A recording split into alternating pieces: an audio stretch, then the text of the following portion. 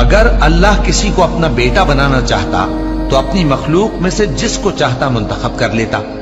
وہ پاک ہے، وہی ہے اللہ جو اکیلا ہے، بڑا زبردست ہے۔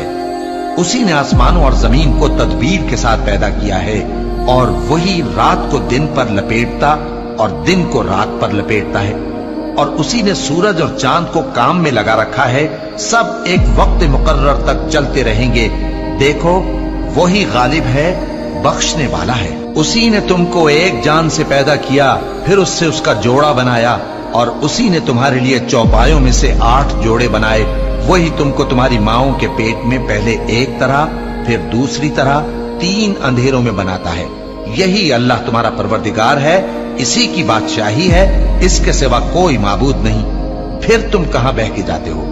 اگر ناشکری کرو گے تو اللہ تم سے بے نیاز ہے، اور وہ اپنے بندوں سے ناشکری پسند نہیں کرتا، اور اگر شکر کرو گے تو وہ اس کو تمہارے لیے پسند کرتا ہے، اور کوئی بوجھ اٹھانے والا دوسرے کا بوجھ نہیں اٹھائے گا۔